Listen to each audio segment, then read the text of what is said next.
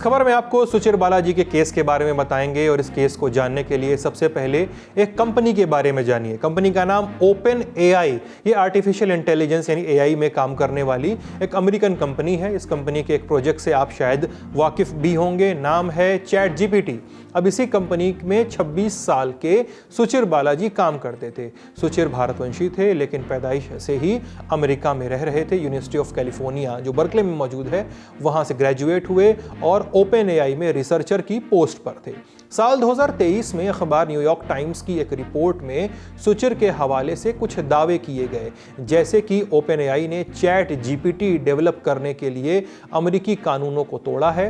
कहा कि open AI ने इंटरनेट पर मौजूद तमाम कॉपीराइटेड डेटा का अनुचित उपयोग किया है, उस डेटा की कॉपी बनाई है और उनके आधार पर चैट जीपीटी को ट्रेन किया गया है और डेवलप किया गया है। उनके क्या आरोप थे उसको समझते हैं पहले एक्सपर्ट की मदद से, फिर आगे चलेंगे। तो सुचिर ने 2018 में ओपन एआई को ज्वाइन किया था और इंटर्न बतौर उन्होंने ज्वाइन किया था।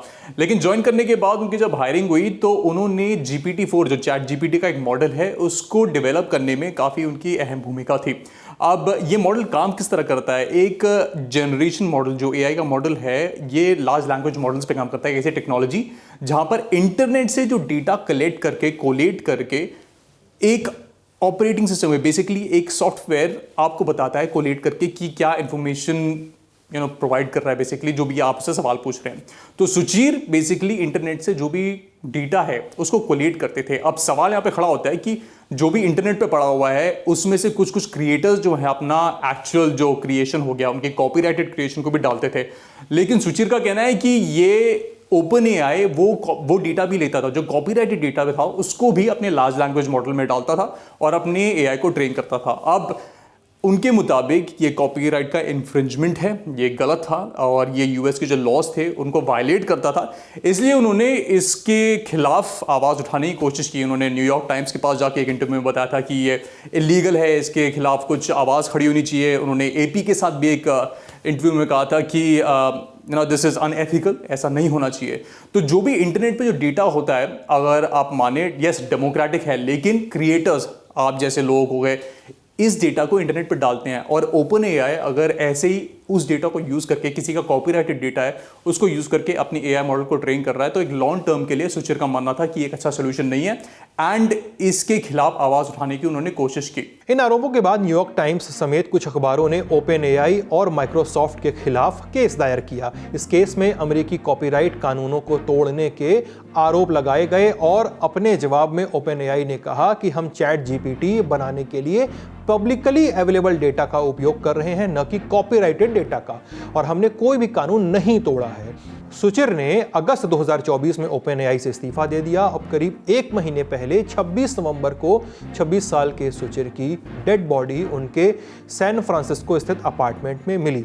पुलिस ने शुरुआती जांच के आधार पर दावा किया कि सुचिर ने अपनी ही जान ले ली, लेकिन सुचिर के परिवार ने इल्जाम लगाए हैं कि सुचिर की हत्या की गई थी। सुचिर की मां पूर्णिमा रामाराव ने इंडिया टुडे के न्यूज़ डायरेक्टर राहुल कंवल से बातचीत में बताया कि उनके पास कुछ अहम दस्तावेज थे, सुचिर के पास कुछ अहम दस्तावेज थे और उनका बेटा न्यूयॉर्क टाइम्स की तरफ से ओपन एआई पर किए गए केस में संभावित गवाह था। इस जानकारी के बाहर आने के एक हफ्ते बाद ही वो मृत पाया गया था।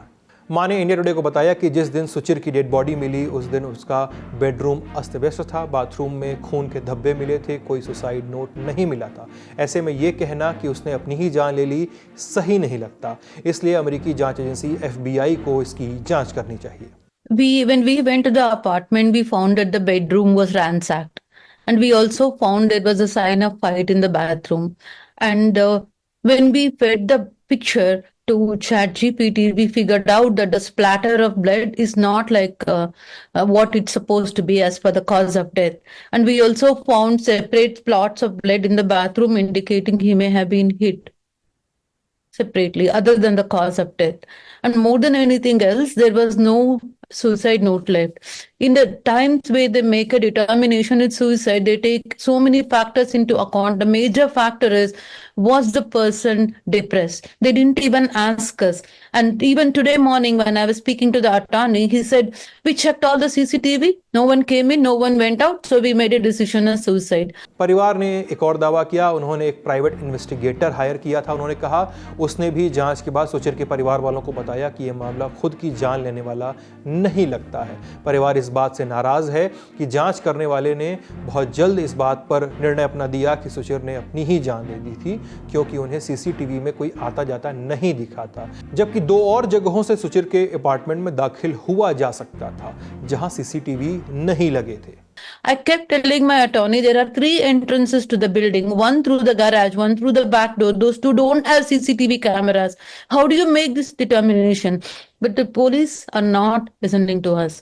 Lobbying in San Francisco is so powerful. The tech industry lobbying has introduced a lot of corruption, and a precious life of my son is gone. एक और बात जो परिवार ने बताई, उससे लगता है कि सुचिर आखिर अपनी जान क्यों देंगे। सुचिर अपना बर्थडे सेलिब्रेट करके लौटे थे, न तो परिवार न ही उनके किसी दोस्त को लगता है कि वो डिप्रेशन में थे या ऐसी किसी चीज़ से जूझ रहे थे। इन सब के बीच टेस्ला, स्पेसएक्स और एक्स के कर्ता-धर्ता इलॉन मस्क ने भी परिवार की आशंकाओं का समर्थन किया है। उन्होंने एक्स पर लिखा कि ऐसा नहीं लगता कि उसने खुद अपनी जान दी।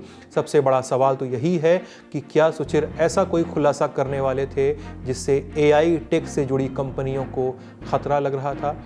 सुचिर की मां भारत के विदेश मंत्रालय से दखल देने की मांग कर रही हैं। वो कहती हैं कि हमारे सपने छीन लिए गए। इस खबर पे हमारी नज़र बनी रहेगी, जो भी अपडेट्स होंगे हम आप तक लेकर आएंगे।